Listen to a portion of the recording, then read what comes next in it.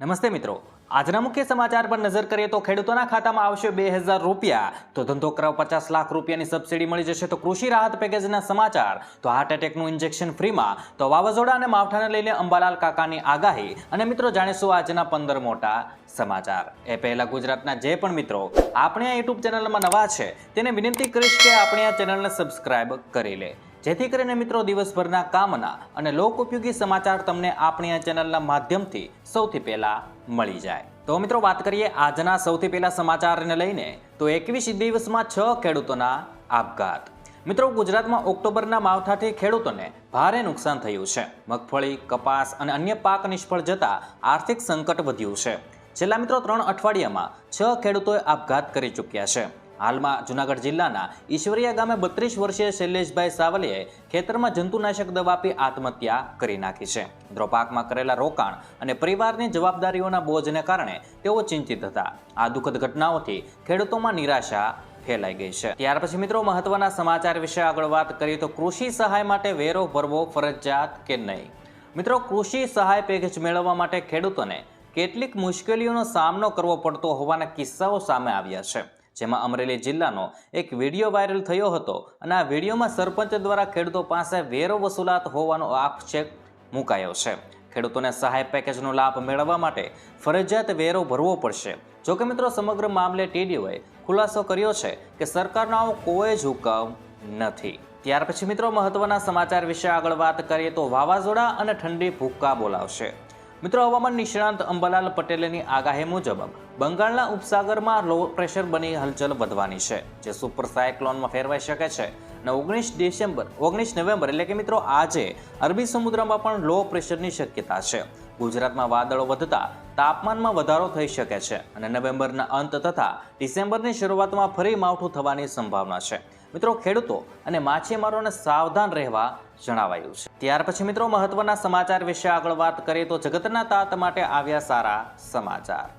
મિત્રો પ્રધાનમંત્રી કિસાન સન્માન નિધિ યોજનાનો 21મો હપ્તો 19 નવેમ્બર એટલે કે આજે જારી કરવામાં આવશે. પંજાબ, હરિયાણા, હિમાચલ પ્રદેશ અને જમ્મુ અને કાશ્મીર સહિત કેટલાક રાજ્યોમાં 21મો હપ્તો પહેલાથી જારી કરવામાં આવ્યો છે.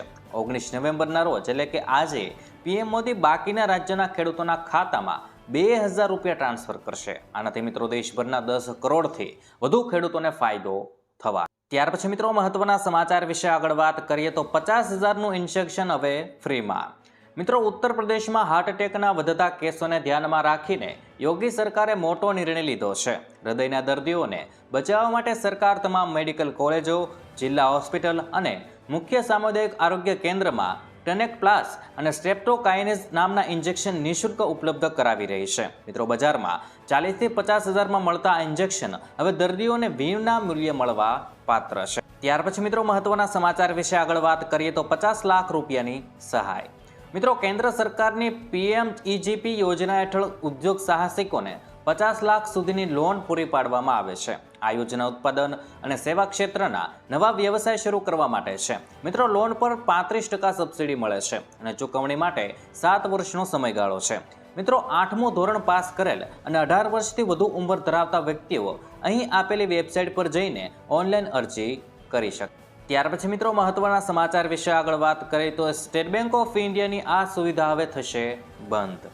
મિત્રો SBIએ જાહેરાત કરી છે કે 30 નવેમ્બર 2000 પછી M-Cash સુવિધા બંધ કરવામાં આવશે. આ ફેરફાર બાદ ગ્રાહકો લાભાર્થી ઉમેર્યા વિના M-Cash લિંક દ્વારા પૈસા મોકલી કે મેળવી શકશે નહીં.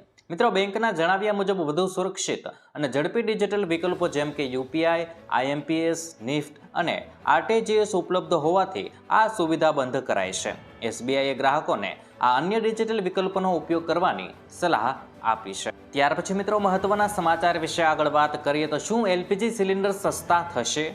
મિત્રો રાંધણ ગેસની આયાત અંગે અમેરિકા સાથે એક મહત્વપૂર્ણ ડીલ થઈ છે.